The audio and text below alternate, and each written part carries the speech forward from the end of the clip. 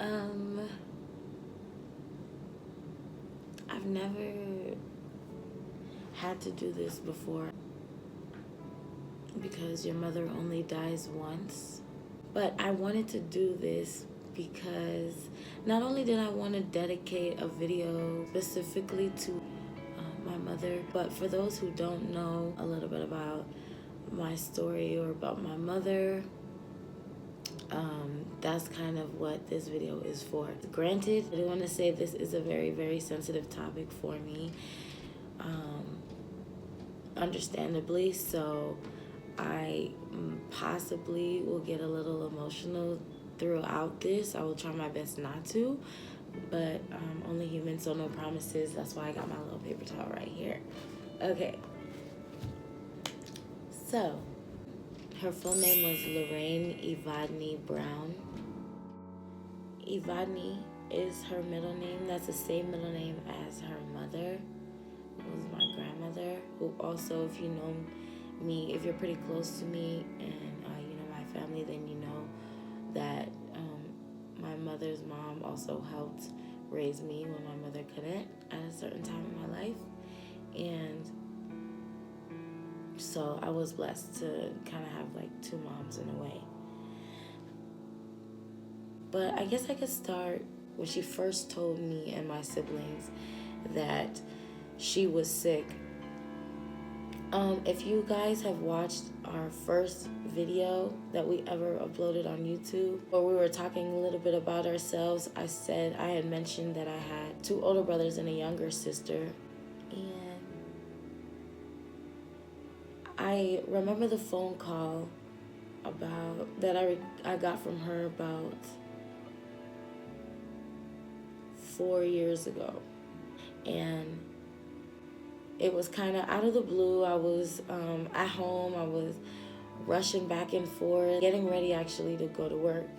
And I remember she called my cell phone, and at the time, me and my mom talked on the phone like on a daily basis, sometimes multiple times a day for whatever. And so here she is calling me, and I'm rushing, and I'm like, oh my goodness, what is it that she possibly has to tell me right now? It's probably nothing. You know, we talk all the time. But I answered, and I remember the sound of her voice being very soft and very serious, almost kind of mellow. And she said, I have to talk to you. And I was like, okay, what do you have to talk to me about? And she was like, it's very important, and I don't want to really talk to you about it over the phone. I want to get all your siblings together. I want to get the family together, sit you guys all down, and the five of us have a talk. Now, I know she had just recently went to the doctor and was getting things checked out. My mom had actually had a growth in her throat right here, in the front of her throat. It was in her lymph nodes. And for those of you who don't know, my mother died from lymphoma cancer. But yeah, so she went to the doctor for the lump in her lymph nodes, and after coming back from that appointment and after doing the MRI and the biopsy and things like that, it came back that she had cancer. So after letting us know about her being sick, things kind of sort of started to change. It started to take a turn. My mom started to go through chemotherapy and radiation treatments. She started to lose her hair, and there were some days where she was almost unrecognizable from where she used to be. And I just remember there being a lot of tears, a lot of tough times, a lot of long nights, a lot of pain and blood, sweat, everything that you could think of for about a year or so, year and a half.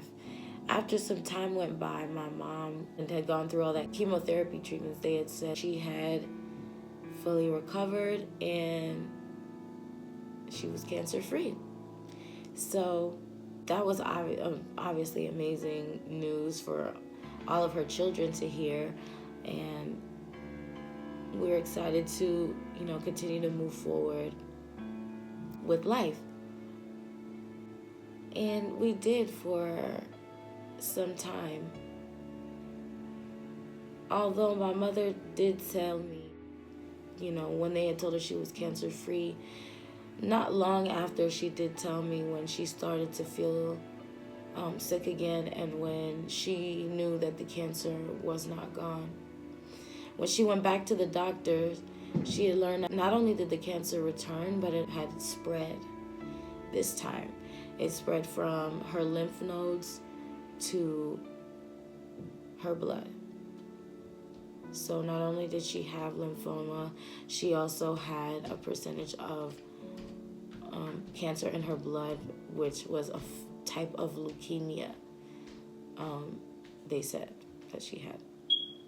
So my mom, of course, went back on chemotherapy and the medication. She also was a woman that was big on her natural medicines. My mom is from Jamaica, so from our country, they have a lot of natural remedies for all kinds of illnesses.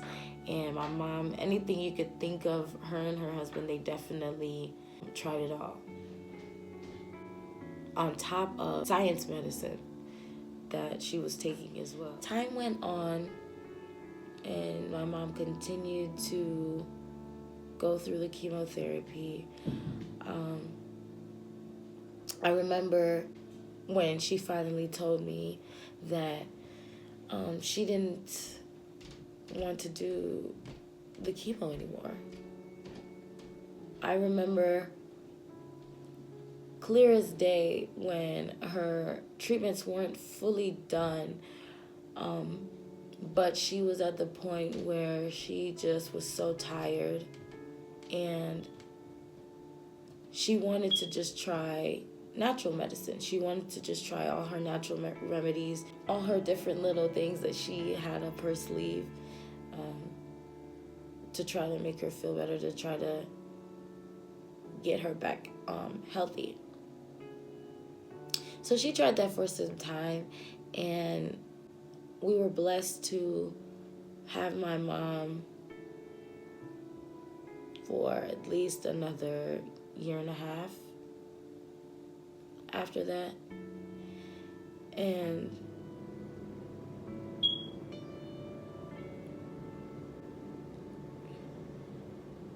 sorry.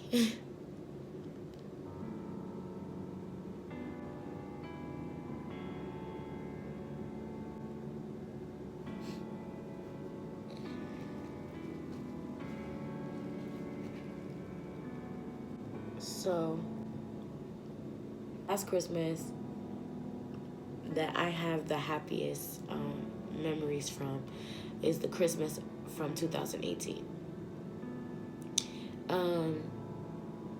That Christmas was like none other. All of my siblings were together in the same room, despite all of our differences that we may or may not have had for many years. My mother was there. We had other relatives there. We played games all night long. We ate together. We drank together. We opened presents. We all had bought presents for each other, and we recorded the whole thing. That was the last Christmas that my siblings and I got to spend with my mom at home.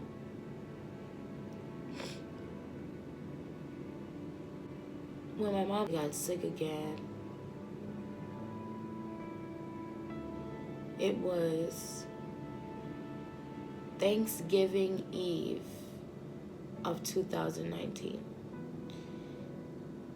I remember I was getting off work actually early that morning, and my mother had called me on the way home and just told me, hey, just wanted you to know that I'm in the hospital. I wasn't feeling well. My breathing wasn't doing too good. So I just went to, get checked out, make sure that everything's not, that everything's okay. And I said, okay, when you think you'll be out? Because, I mean, Thanksgiving is tomorrow. I was like, do you think you're going to be in there long?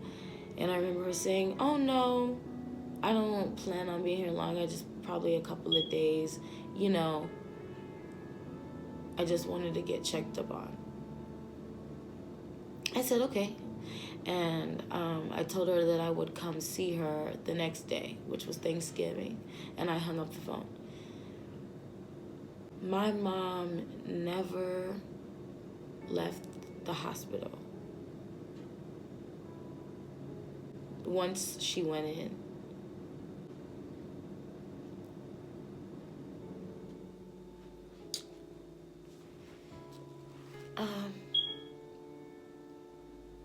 I remember during that time at work, it was a crazy busy time. We actually have a name for it. It's called peak season, where we have to be at work. It's like all hands on deck. It's the holiday season, so it's a lot of craziness going on, a lot of packages that need to be delivered, and so on. So when my mom got sick and was in the hospital, from Thanksgiving through Christmas of last year, I was having to go to work every day, and I worked 11 hours a night and 6 days a week. And we would, by we I mean Cameron and I would go to work, leave work and go to the hospital, straight to the hospital early in the morning, sit there as long as we could, and then go home, try to squeeze a nap in the afternoon before we went back to work at 6 o'clock at night. And we did this for about 6 weeks that my mom was in the hospital. It was hard. Don't get me wrong, it was a tough time. It was really hectic, really busy, but our family tried really hard to keep the faith. And our mom, man, she was a fighter. I remember when they put her on the ventilator for the first time, because she couldn't breathe on her own. The cancer had spread so far throughout her body. It spread to her lungs, and it was causing issues with her breathing. So they put her on the ventilator, and my family, I just remember we got to praying really hard, and we would come see her. A week went by or two that she couldn't talk. She didn't look the same at all. Her body, her face. But when you talk to her, she could still understand you. She could still hear you. She sometimes even could nod her head. And we all took those as small signs of, hope. And one day, she could breathe well enough again that they took her off the ventilator. When she came off the ventilator the first time, and then she could talk to us again, all I wanted to know as her daughter was, were we doing the right thing by her?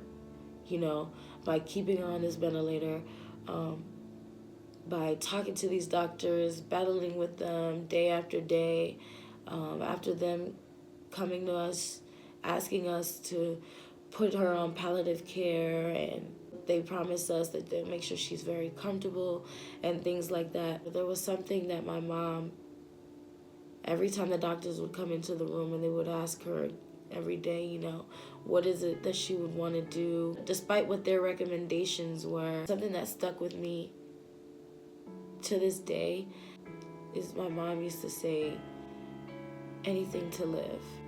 I want to do anything to live. And that moved me the most, because I know that my mom had been a fighter all her life, and she really fought to stick around for her family.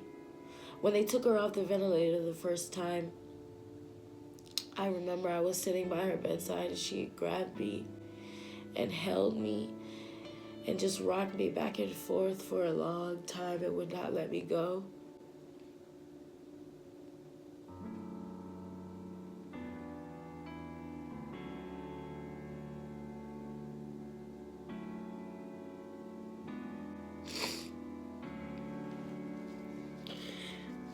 And she was just so happy. She couldn't do anything but praise God and just be so thankful that she could hold her child. And I remember her saying, "My baby, my baby, my baby. I'm here."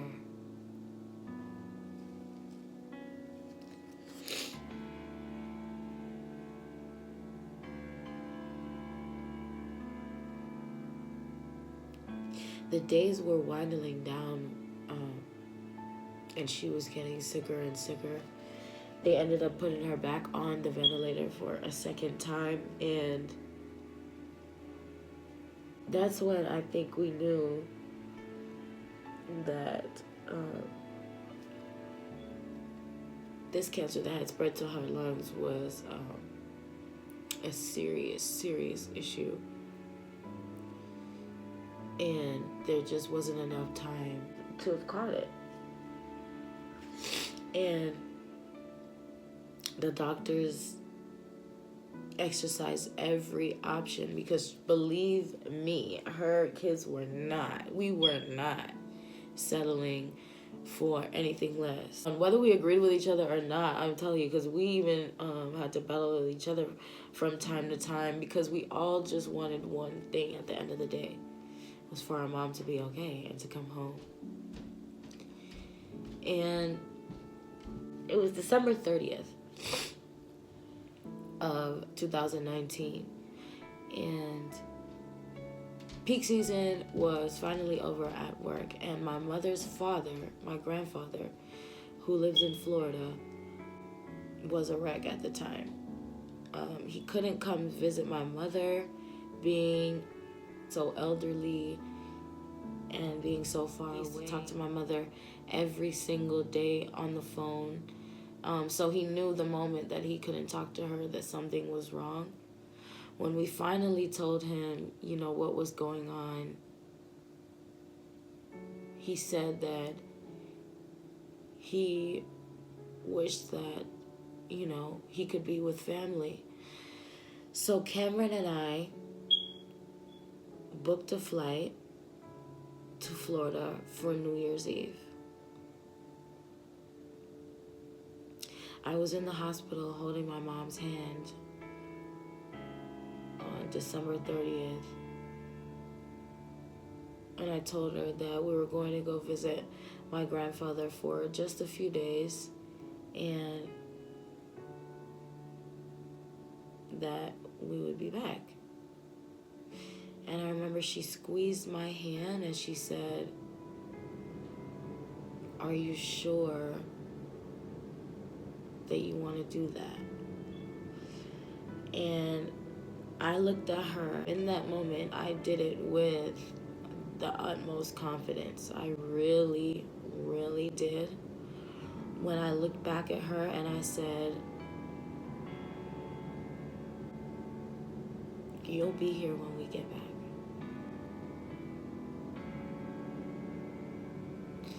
We're gonna go make sure your dad is okay.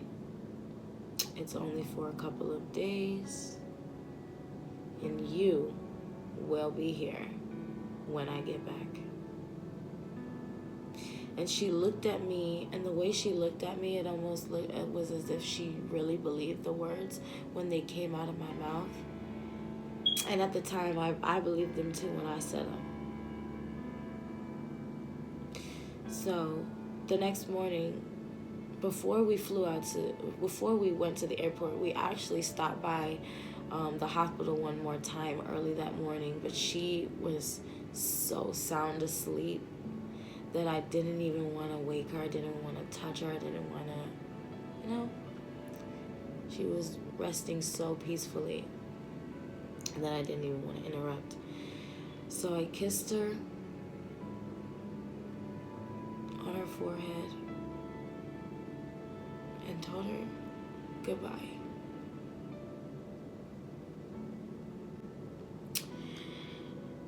And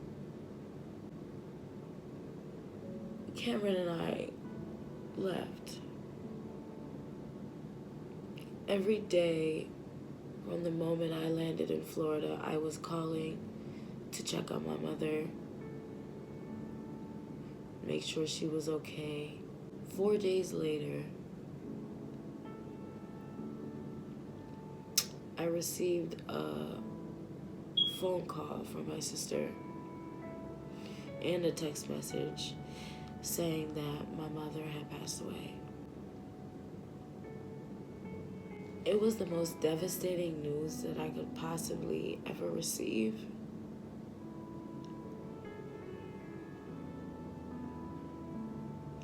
And there I was wondering, how was I going to tell my grandfather?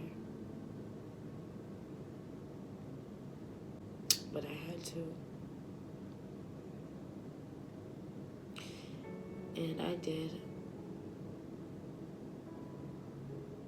The year 2020 has been a roller coaster ever since. I mean, shortly after COVID happened, and it's still happening, by the way, and then there were more deaths in the family on both Cam's side and mine. We're coming up on a year anniversary of her death in a few weeks, and I can't believe that the time has flown by this fast. I'm grateful for every single day that God wakes me up to see another day of life. I think about her every single day. And now that Christmas is literally tomorrow, or it'll probably be Christmas when you guys watch this. Yeah, I have held on to my siblings as tight as I can since the loss of our mother, because I know that we're all we got now. And I love them all so much, so dearly. And I just pray that we can get even closer as the years go on instead of drift further apart. And that this Christmas we could spend some time together in memory of her and in her honor, because I know that she would really, really love that. And Mom, I just want to say that I miss you so, so much. And I think about you every single day. And I can't wait to be with you and Grandma in heaven someday, with no more pain, suffering, sickness, or sadness.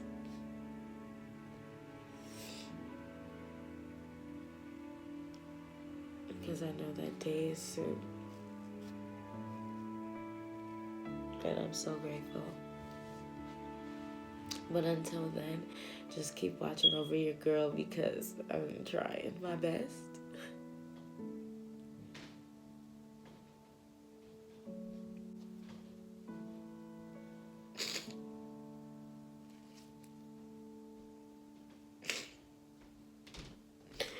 I really miss you so much.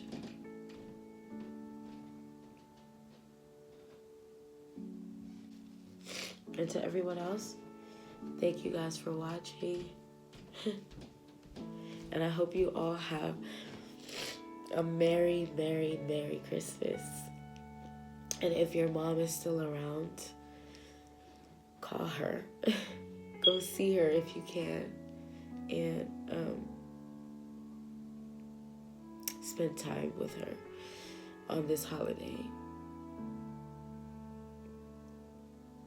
Until next video, guys, I'm out.